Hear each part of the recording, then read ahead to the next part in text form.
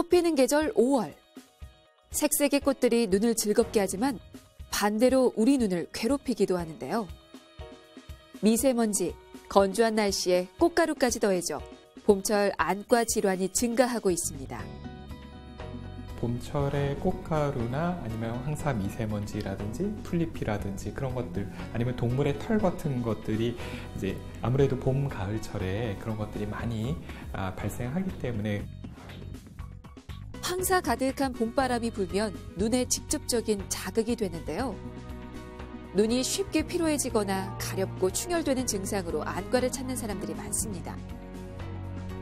눈 가장자리, 가려움증을 동반하는 알레르기성 결막염에 눈이 건조하고 뿌옇게 보이는 안구 건조증까지.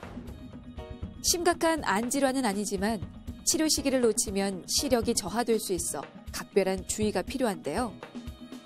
건조한 대기 환경과 햇빛이 강렬한 요즘 시기, 현대인의 눈 건강을 위협하는 대표적인 안과 질환, 알레르기성 결막염과 안구 건조증을 어떻게 예방하고 치료해야 하는지 온에어 닥터스에서 자세히 알아봤습니다.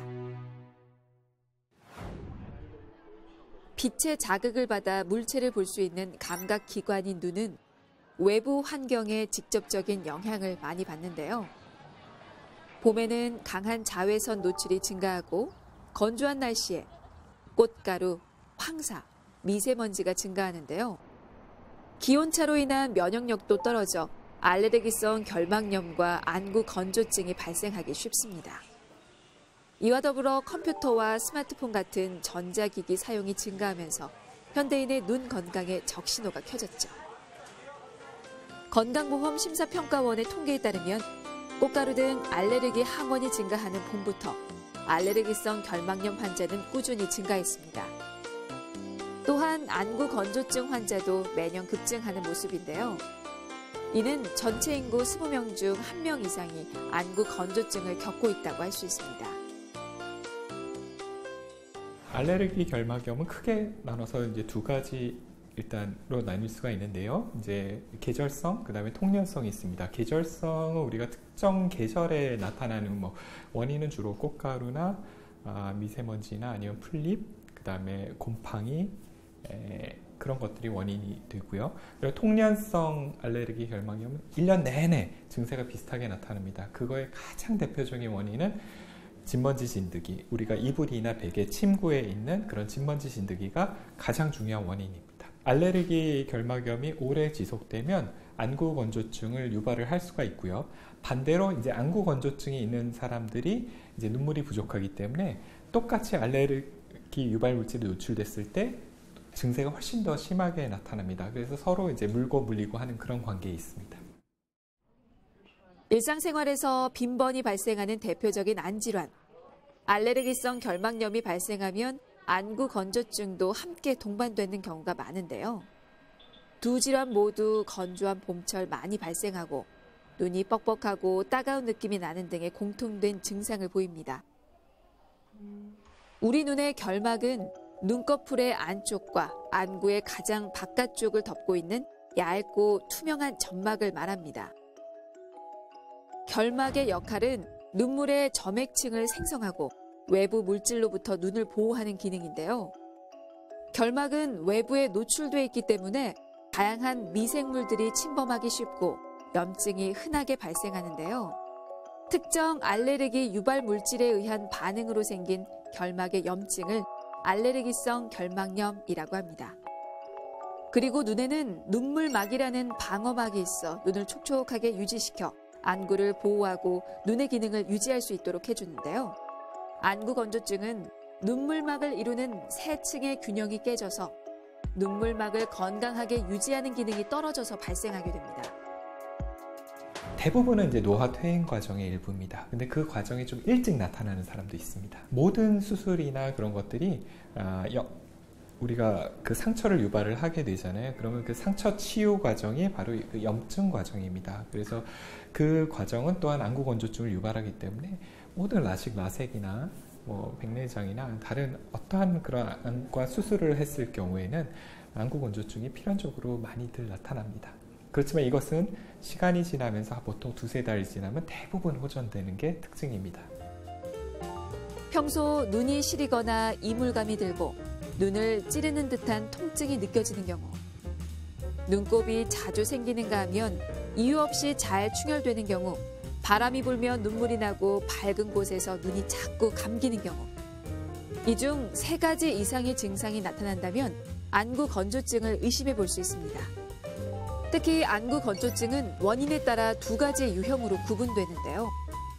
수분층에 이상이 생겨 눈물 생성이 부족한 유형이 있고, 눈물의 증발을 막아주는 기름층에 이상이 생긴 눈물 증발 과다형이 있습니다. 특정 봄철에 특히 많은 것은 아닙니다. 1년 내내 비슷하긴 합니다. 하지만 이제 봄철에 특히 이제 안구건조증 환자가 많이 오는 가장 중요한 원인은 알레르기가 또 주된 원인입니다. 왜냐하면 봄철에 알레르기 결막염 환자가 압도적으로 많기 때문에 알레르기가 있어서 계속 눈에 염증을 일으키게 되면 필연적으로 안구건조증을 유발을 하게 됩니다. 예, 그렇기 때문에 봄철에는 확실히 알레르기로 인한 안구건조증 환자가 많고요. 그 다음에 이제 반대로 안구건조증이 있어서 눈물이 부족한 사람들은 똑같은 양의 꽃가루에 노출됐을 때 훨씬 더 알레르기 증세를 훨씬 더 심하게 앓습니다. 그렇기 때문에 이제 서로 물고 물리고 하는 관계이기 때문에 봄철에 알레르기 결막염과 안구건조증이 중요하다고 볼 수 있겠습니다. 현대인의 눈 건강을 위협하는 알레르기성 결막염, 안구건조증에 대한 궁금증, OX 퀴즈로 알아봤습니다. 미세먼지 등 나빠진 대기 환경의 필수품이 돼버린 인공 눈물. 자주 사용하면 오히려 해롭다고 하던데 사실인가요? 네, 이 질문은 맞을 수도 있고 틀릴 수도 있습니다. 네, 인공 눈물에는 크게 나눠서 2가지가 있는데요. 이런 병에 담긴 다회용 인공 눈물과 이런 일회용 제제에 담긴 일회용 인공 눈물이 있습니다. 그래서 이런 다회용 인공 눈물에는 방부제가 섞여 있습니다. 그렇기 때문에 방부제는 우리가 그 부패를 막기 위해서 굉장히 중요한 성분이긴 하지만 이 방부제 성분이 보통 안약을 하루에 6회 이상씩 한 2주 이상 사용하게 되면 방부제가 눈에 축적이 되기 때문에 그것으로 인한 눈의 독성이 나타나서 눈의 충혈이라든지 여러 가지 독성 변화를 초래하게 됩니다. 그렇기 때문에 이런 경우에는 하루에 6회 미만으로 사용하는 것이 가장 좋겠고요. 이런 일회용 인공 눈물에는 방부제가 없기 때문에 아무리 많이 사용해도 전혀 문제가 되진 않습니다. 꽃가루, 황사 등 알레르기에 의해 가렵고 눈이 빨갛게 충혈되는 알레르기성 결막염. 혹시 전염되는 건 아닐까요? 네, 이것은 틀립니다. 알레르기 결막염은 절대로 전염이 되는 그런 질환이 아닙니다. 반면에 이제 봄철에 또 많이 유행하는 유행성 각결막염인 경우에는 이것은 전염이 되죠.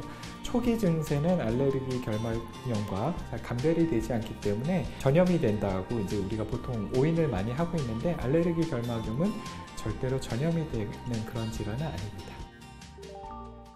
알레르기성 결막염과 안구 건조증이 시력 저하를 일으킬 수도 있다고 하는데요. 원장님, 이거 사실이에요? 네, 이것은 맞습니다. 우리가 보통 이제 알레르기 결막염과 안구 건조증은 별거 아닌 거라고 생각할 수가 있겠는데요. 이것이 증세가 환자들마다 이제 천차만별이기 때문에 이제 알레르기 결막염이 굉장히 심해서 오래되는 경우 혹은 이제 알레르기 결막염의 심한 형태가 있습니다. 굉장히 증세가 심하기 때문에 이제 각막 혼탁이라든지 아니면 원추각막, 그다음에 백내장, 심지어는 망막 박리까지 초래할 수가 있어서 이것은 시력을 심각하게 저하시키는 아주 무서운 합병증입니다. 평소 눈이 뻑뻑하고 자주 건조해져서 불편을 겪고 있다는 환자. 제가 예전에 라식 수술을 해가지고 눈이 평소에도 건조하거든요. 인공 눈물을 수시로 넣긴 한데 넣는 게 또 가끔 귀찮아서 빼먹고 잘 안 넣을 때가 있더라고요. 그래서 오늘 다른 뭐 방법이 있는지도 같이 여쭤보려고 방문했어요. 가로선이랑 세로선 중에서 진행 그림 쪽 있으세요? 안구 건조증은 사람마다 원인이 다르고 그에 따라 치료 방법도 달라지기 때문에 정밀 검사를 통해 눈의 상태를 정확하게 점검해 볼 필요가 있습니다. 정상적인 우리 눈은 눈물막으로 덮여 있어 부드럽고 촉촉하게 유지되는데요. 3개의 층으로 구성된 눈물막 중 하나라도 제 기능을 하지 못하면 건조해지게 됩니다. 정밀 검사를 통해 눈물막의 기능과 이상 유무를 체크하게 되는데요. 각막 지형도 검사를 통해 눈물막의 안정성, 눈물막 지질층, 눈물 순환 정도, 결막 충혈도 등을 측정하게 됩니다. 다양한 검사를 통해 안구 건조증의 원인을 정확하게 파악해서 진단하게 되는 거죠. 눈물의 양을 우리가 정확하게 도구로 측정하는 게 있겠고요. 그다음에 이제 그 증발형 안구 건조증을 보기 위해서 이제 눈꺼풀 기름샘이 있습니다. 마이봄샘이라고 그래서 보시면 이제 속눈썹 뿔이 있는데 보시면 이렇게 여기서 이제 윤활유 기름이 이렇게 나오게 됩니다. 그래서 이렇게 건강한 사람들은 맑은 식용유처럼 이제 나오게 되는데 이제 건조증이 심한 사람들은 이제 이럴 때가 아무리 눌러도 나오지가 않고 이렇게 막혀 있다든지 짰을 때 막 치약처럼 굳어 있는 그런 염증이 있는 윤활유가 나오게 되는 경우에는 눈이 굉장히 쉽게 피로하고 건조하게 됩니다. 그래서 이런 이제 마이봄샘을 특정 이제 촬영하는 검사도 있겠고요. 그다음에 이제 눈 표면의 염증 인자를 측정하는 뭐 그런 다양한 방법이 진단에 활용되고 있습니다. 눈을 어떻게 불편하세요? 눈이 좀 평소에 건조한 것 같아가지고요. 고배율의 현미경으로 눈을 확대해 관찰하는 세극등 현미경 검사. 각막과 결막의 건조 상태, 눈물띠의 두께, 각막이나 눈꺼풀 태의 염증 유무와 정도를 파악해서 안구 건조증을 진단할 수 있습니다. 특히 여성의 경우 눈 화장이 안구의 건조한 상태를 악화시키기도 하는데요. 안구 건조증을 예방하려면 화장한 눈의 눈꺼풀 사이와 속눈썹까지 꼼꼼하게 클렌징하는 것이 중요합니다. 누점 폐쇄법이라고 그래서 우리가 눈물이 배출되는 누점이 이제 한쪽당 2개씩 있습니다. 여기를 이제 막아서 눈물 배출구를 막아서 본인 눈물을 최대한 보존시키는 아주 강력한 치료 방법입니다. 그래서 누점 폐쇄라는 방법이 있겠고요. 그다음에 전문 이제 닦아주는 그런 세척제가 있습니다. 그래서 그거를 닦아준다든지 최근에 이제 피부과에서 이제 피부 점 빼거나 그런 데 활용했던 이제 IPL Intense Pulsed Light라는 그런 치료인데요. 그것이 이 막힌 기름샘을 녹여주는데 아주 강력한 효과. 최근의 건조증 치료 중에 가장 강력한 치료법입니다. 수분 결핍형이든 증발형이든 모두 다 눈 표면에 염증을 유발을 하기 때문에 항염증 치료도 하면 도움이 됩니다. 최근 안구 건조증 치료에 활용되는 IPL 레이저 치료. 눈꺼풀 표면과 주변부의 레이저를 조사해서 고여있던 기름을 녹여주고 마이봄샘 기능을 정상화시켜주는데요. 보통 이제 한 번 치료할 때 한 5분 정도밖에 안 걸리고요. 보통은 3주 간격으로 한 3번 정도 시행하게 되고요. 아주 심한 사람은 막 10회 이상 받아야 되는 환자도 있습니다. 그래서 보통 2, 3주 간격으로 보통 한 3회를 하는 것이 보통 기본 치료입니다. 안구 건조증 치료를 위한 온열 치료. 눈꺼풀을 따뜻하게 유지해서 마이봄샘의 기름 분비를 돕고 이를 통해 눈물증이 안정화되는 효과를 얻을 수 있습니다. 굉장히 오랫동안 이게 지속됐을 경우 눈 표면에 이제 마찰이 증가하기 때문에 눈 표면에 상처가 생깁니다. 그래서 그것이 이제 각막 미란이 생기고 그다음에 각막염도 생길 수가 있고 심한 경우에는 이제 각막 혼탁까지 유발을 할 수 있기 때문에 시력이 심각한 시력 저하까지 초래되는 경우가 있기 때문에 항상 병원에 아주 심한 경우에는 이제 병원에 와서 정확한 진단과 관리를 받는 것이 중요하겠습니다. 요즘 같은 봄철, 꽃가루의 미세먼지, 건조한 공기로 우리 눈은 알레르기성 결막염과 안구 건조증에 시달리기 쉬운데요. 평소 뻑뻑함, 눈시림, 통증, 충혈 등의 증상과 눈에 불편함이 있다면 안과를 내원해서 정확한 검사를 통해 적절한 치료를 받는 것이 중요합니다. 먼저 손은 항상 청결하게 유지해주고 지저분한 손으로 눈을 비비거나 만지는 것은 피해주세요. 미세먼지나 황사가 많은 날엔 렌즈 착용을 피하고 되도록 안경을 착용해서 눈을 보호하는 것이 좋고요. 세수를 할 때는 따뜻한 물로 눈꺼풀과 속눈썹 주변을 꼼꼼히 닦아내시기 바랍니다. 아무래도 봄철에는 이제 알레르기 결막염과 안구 건조증이 가장 중요한 대표 질환입니다. 일단 안과에 방문하셔서 원인을 알아서 자기가 이제 계절성인지 통년성인지 그런 원인을 정확하게 알아서 그것을 회피하는 것이 가장 좋은 치료 방법입니다. 자가 진단은 또 위험하기 때문에 증세가 이런 생활 습관을 개선을 해도 호전이 되지 않는 경우에는 이제 다른 무서운 질환이 숨어 있을 수가 있습니다. 그렇기 때문에 우리가 안과에 방문하셔서 정확한 진단과 치료를 받고 이제 관리를 받는 것이 가장 중요하다고 볼 수 있겠습니다. 사람의 눈은 매우 예민하면서도 소중한 기관인데요.